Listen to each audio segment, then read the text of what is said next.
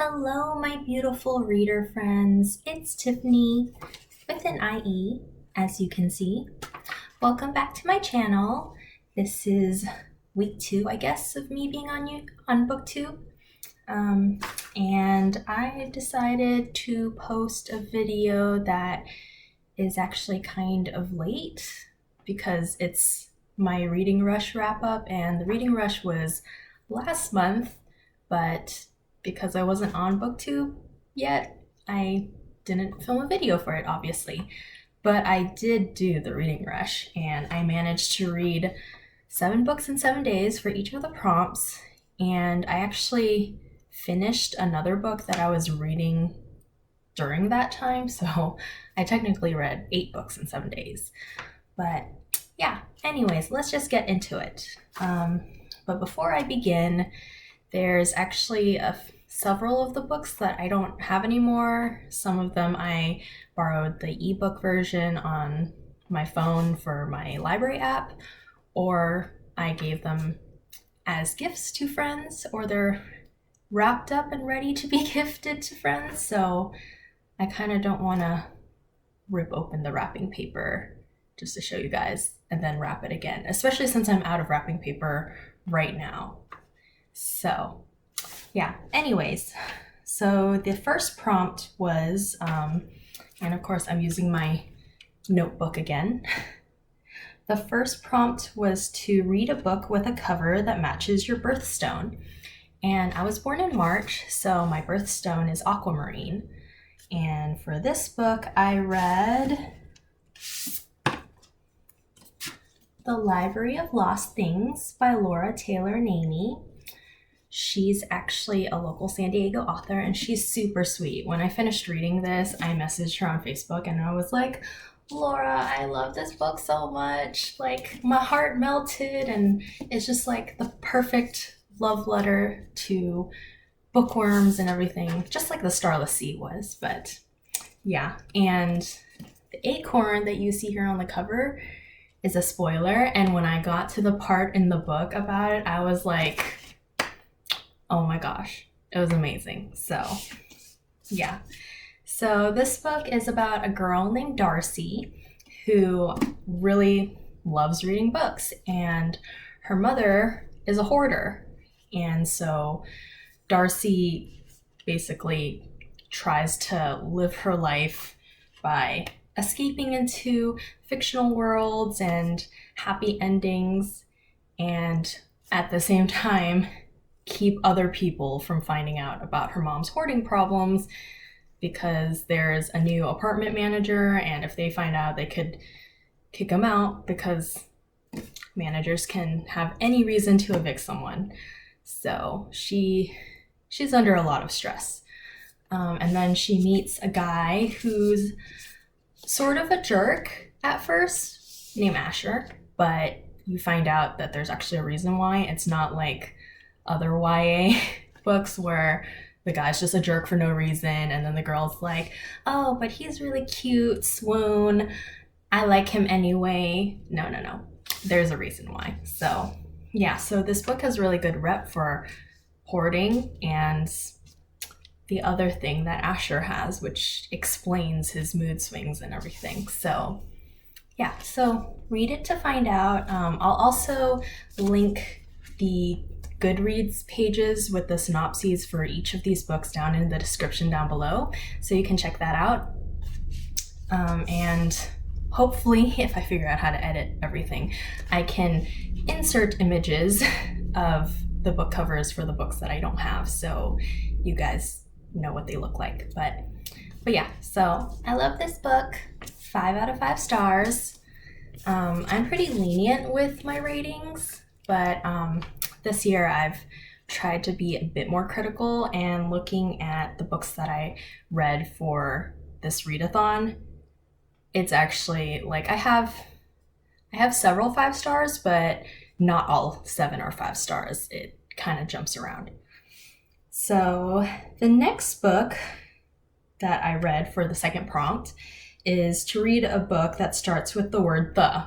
And of course I could have just used this, but I thought this blue was so nice and went with Aquamarine really well because Aquamarine can be really pale light blue that it looks almost clear white, or it could be like a little bit brighter, kind of like ice blue. But yeah, this kind of had a bunch of those tones in there. It wasn't too dark like navy blue because that would basically be like sapphire. And I'm not a September baby. So anyways, for this book, I don't have it anymore. I actually just got a text from my friend that I mailed this book to. She lives in Wisconsin, and she said that she received my gift. I'm like, oh yay, thanks. Well, I mean, yeah, I thank people for random things, but I'm just happy that she got it, and she's really excited to read it on her vacation. But this book is The Strange and Beautiful Sorrows of Ava Lavender by Leslie Walton. And this is an older book, like 2012-ish or something. I have to double check that. But this is actually her first book, and I had this book for a long time back in high school and college when I used to just buy books that I saw in the bookstore because they had pretty covers or they had interesting synopses, and I just like collected books and read through some of them.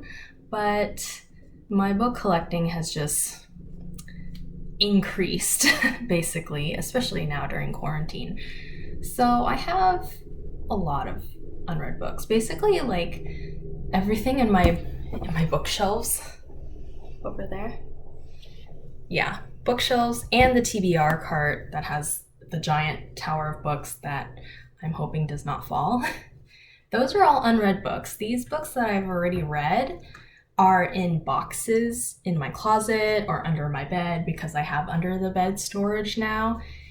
And yeah, hopefully when I get a place of my own, I can buy more bookshelves so then I can display all my books instead of having some in boxes, because it's a hassle. But it helps me differentiate between these are the books I've read and these are the ones I haven't. So the ones in my bookshelves, they stare at me every day and they're like, read me. So I need to read them soon.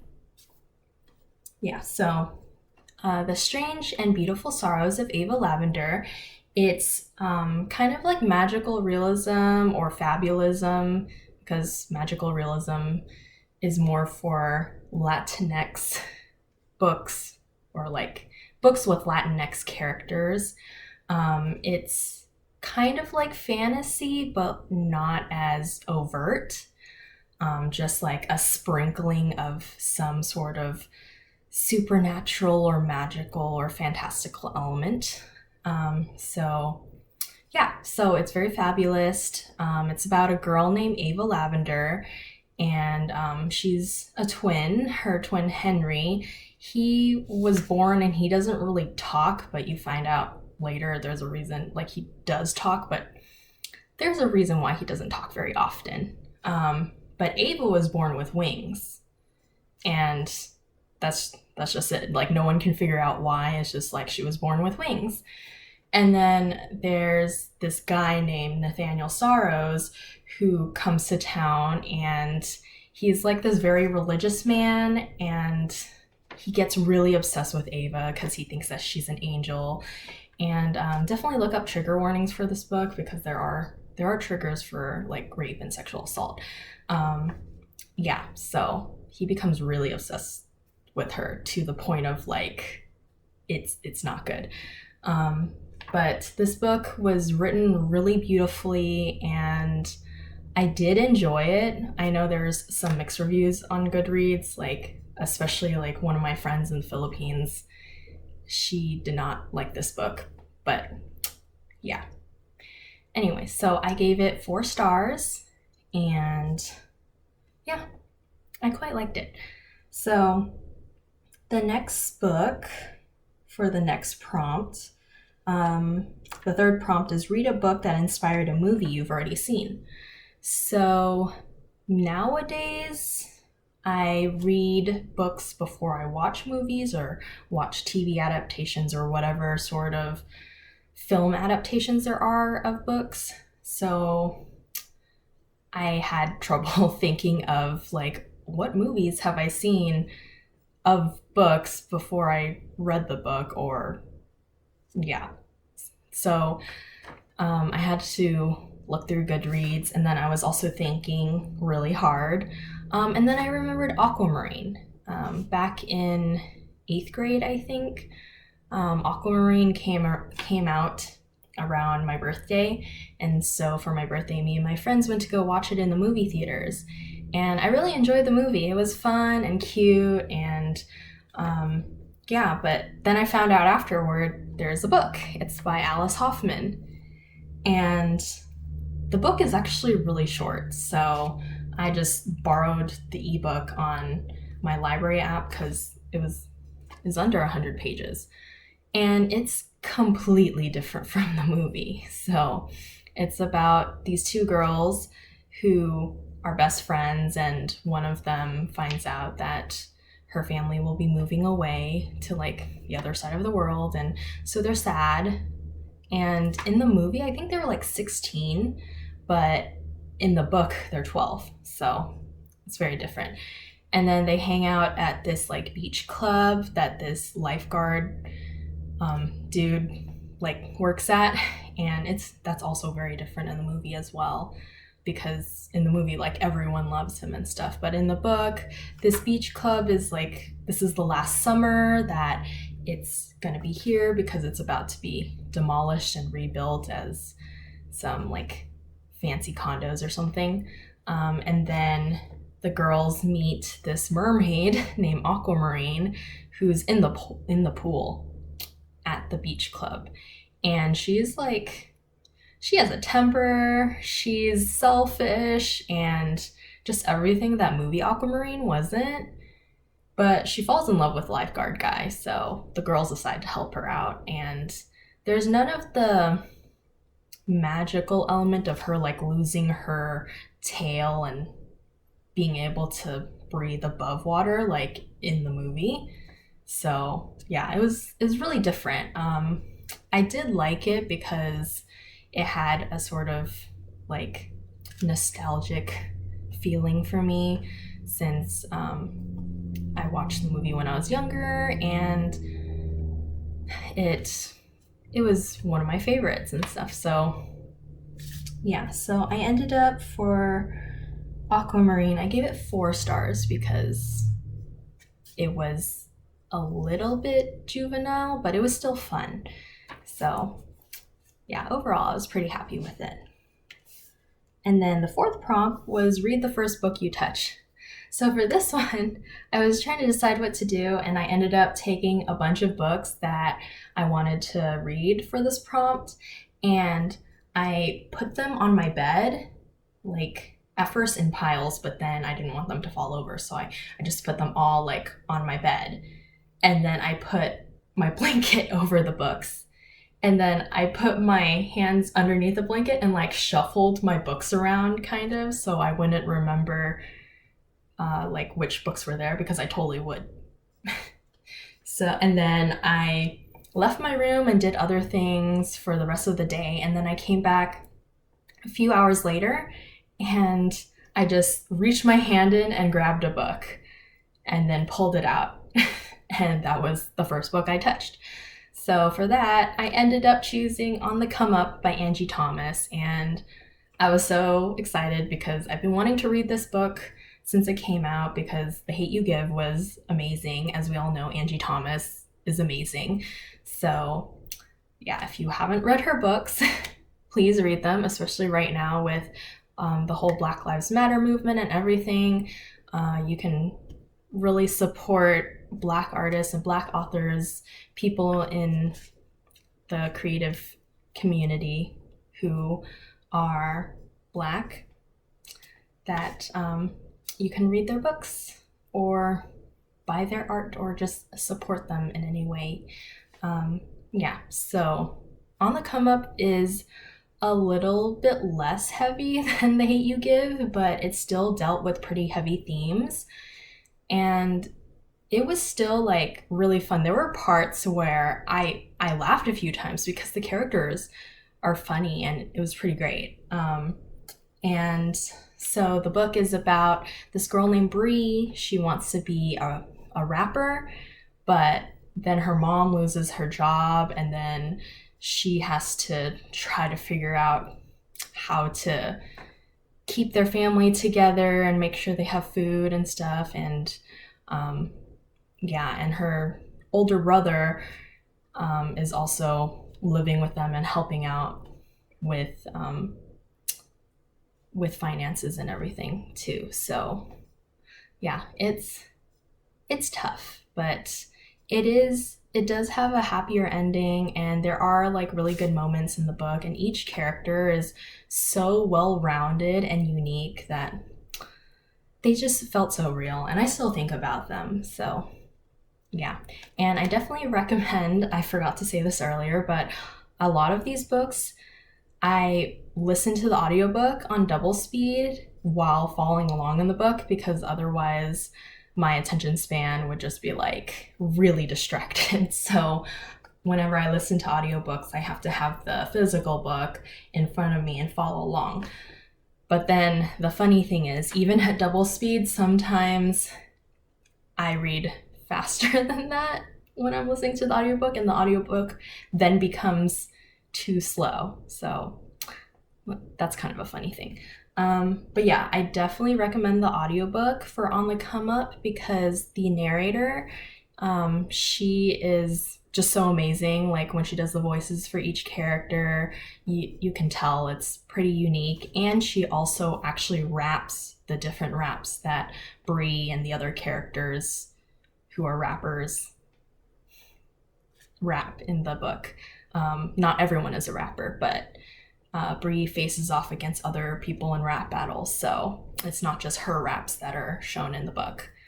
Yeah, so it's really good. I also listened to the audiobook for The Library of Lost Things, which was really good as well. I liked it.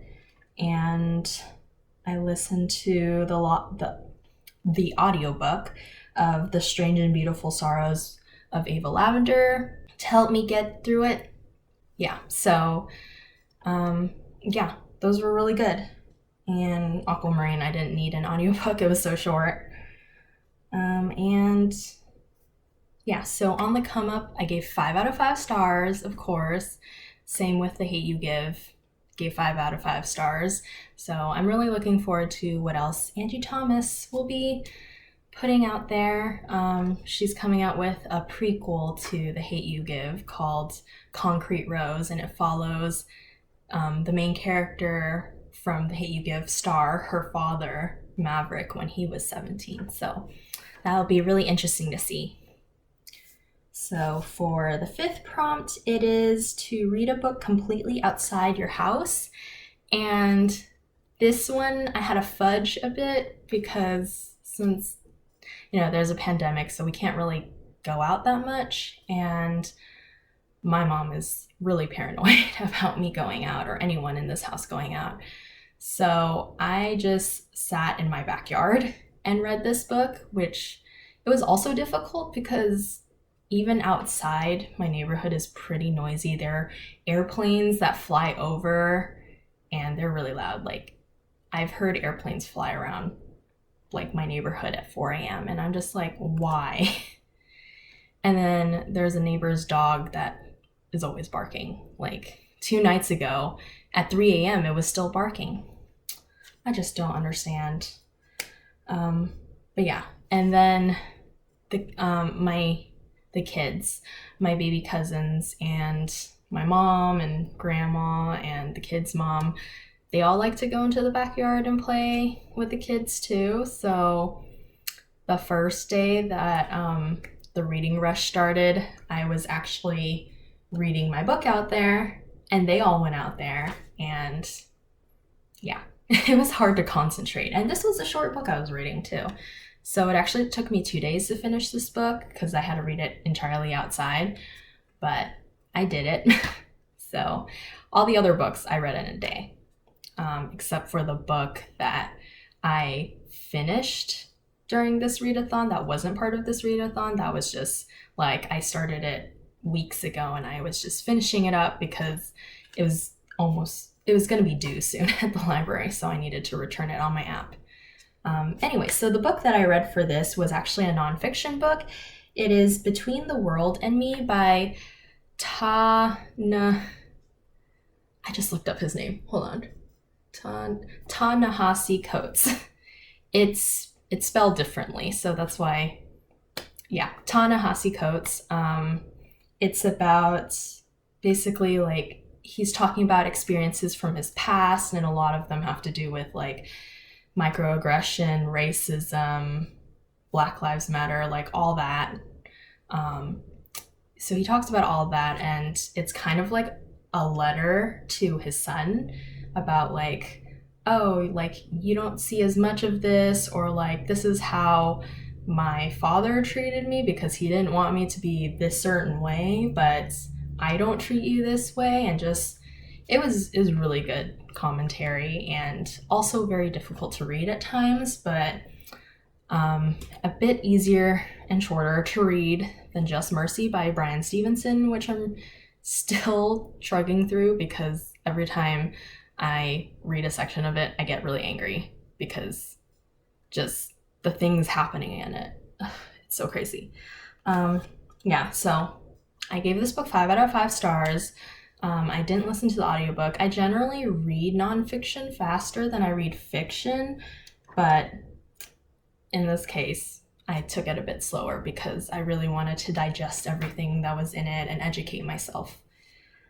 And then for the 6th prompt, it was to read a book in a genre that you've always wanted to read more of. And I chose a book that's considered a classic because I haven't really read many classics for fun since high school, maybe. And even then, I mean, those were more of assigned reading things. But yeah, so I decided to read Jane Eyre finally because when I was in high school and I saw my friends reading it, it was like a thick book, like super thick. And I was just like, oh, no. Oh, I forgot to hold these books up. Sorry. Here's Between the World and Me. Sorry about that. And then completely forgot to do this. Sorry, guys. On the come up. And I have this really pretty leather-bound edition of Jane Eyre. Oh, yeah, the end pages are really pretty too. And feels really nice. Look at that spine. And it's purple, which is my favorite color, so I had to get it. And it's actually not that big when it's like this, but the font is kind of small, so I definitely needed help. I listened to the audiobook while reading along for this one, and it was interesting. Like, I think this one also took me 2 days because I started it on one of the other days after I finished one of the other books, and then I wasn't really into it at the time, so I just finished it on a different day. Yeah, I did like this book, but there were some things that I was like, okay, that's weird, and what? And that ending. Yeah, I do like the parts where Jane breaks the 4th wall because I've heard that's what happens. I ended up giving it a 4-star, and out of the Bronte sisters, because there's 3 of them, this is the only book that I've read by Charlotte. She has 4 books, and this one's the most prominent.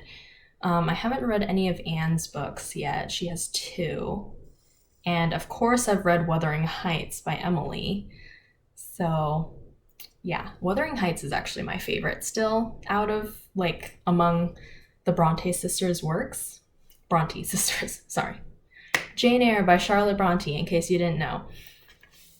Yeah, so I still prefer Wuthering Heights over this one. It's just like Heathcliff and Catherine, like, they're just like sort of friends to lovers to enemies, and Heathcliff is so like brooding and just like, it's great. I love Wuthering Heights. Yeah, so On to the last book. Prompt number 7 is read a book that takes place on a different continent than where you live. So I live in San Diego, which is in the US, which is in North America. So I was looking at other books that are like in Europe or just, other continents. Europe is usually the most common. I ended up picking All the Light We Cannot See by Anthony Doerr because my friends who have read this have been telling me to read this, and I actually received this as a birthday gift for one of my birthdays, but I started it and then I wasn't in the mood for it, I guess, so I put it down. But since it takes place in France and Germany, I decided to just read it. Oh, I forgot to... Oh, oops. Okay, I just realized I forgot to give you a summary of Jane Eyre, but it's a classic. Most people know it. Jane Eyre and Mr. Rochester, and she basically becomes a governess for a child that Mr. Rochester has adopted, and then they fall in love with each other, and drama ensues, and all sorts of things. So anyways, All the Light We Cannot See is about a 16-year-old girl, I think, named Marie Lore, and she's blind, and she lives with her father, and they're on the run from the Nazis because this is World War II. So quick disclaimer, I'm not really a fan of historical fiction that revolves around wars, especially World War II. Like, the Holocaust was so terrible, like, it still makes me so mad and disgusts me. So, yeah, but people said this was really good, and it won the Pulitzer, and it took Anthony Doerr 10 years to write, so I decided to give it a try, even though it was, like, really long. But, yeah, I mean, I have mixed feelings about this book, because if I was rating it just based on the writing alone, it would have been easily a 5 stars. But because of the plot and just kind of like the pacing too, the pacing was really slow because it's literary fiction, and I don't read much literary fiction nowadays. I ended up giving it a 3 star. I mean, it was okay. Like for what it's worth, I mean, the writing was beautiful, but I feel like the story just wasn't all the way there for me. There was like a subplot about Marie Lore and her father holding this jewel that's like coveted by people, because apparently people who have this jewel, they don't die, but it's cursed, and basically everyone around them dies, and it's not a good time. And there's also the storyline with Werner, and he's this German boy who, he and his sister Jutta, they're in an orphanage, and one day Werner finds this radio and he tinkers with it, and he basically teaches himself how to fix radios, and he gets recruited by the Nazis. So yeah, eventually Marie Lore's storyline and Werner's storyline converge. I kept wondering, like, when are they gonna meet? When is this gonna happen? There's nothing happening. But yeah, it does eventually happen, and I feel like it gets more interesting then, but like kind of before that, I wasn't as engaged with the book. So the audiobook really helped me with this. Otherwise, I don't think I would have finished this book during the readathon. I probably would have put it off and just waited until I was like in the mood for it again or something, which would probably be a long time from now.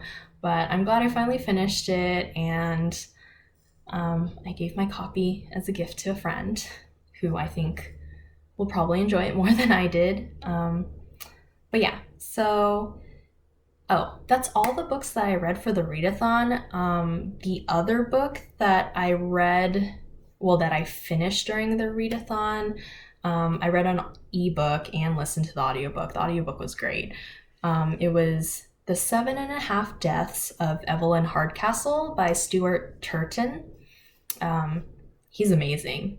The audiobook says Evelyn, but when I was looking up an interview with him, he says Evelyn, and he's British. So I don't know what's the correct pronunciation. I guess you could say either way. But this book was so cool and mind-blowing.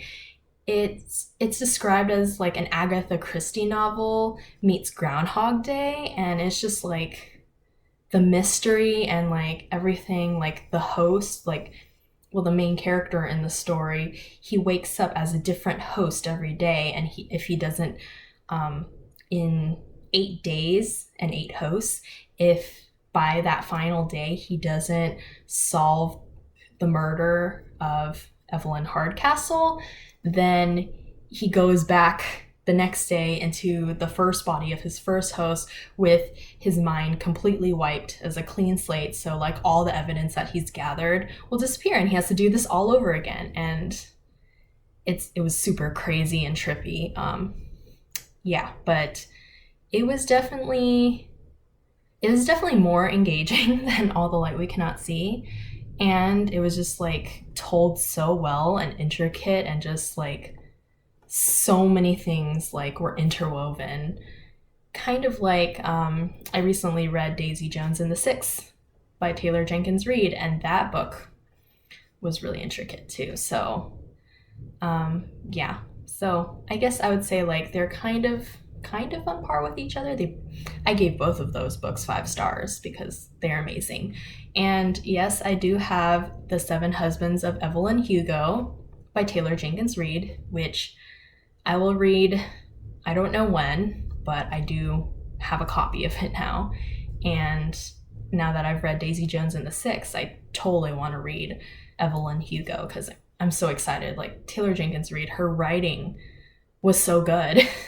It lived up to the hype that everyone was talking about, and yeah, I definitely recommend it.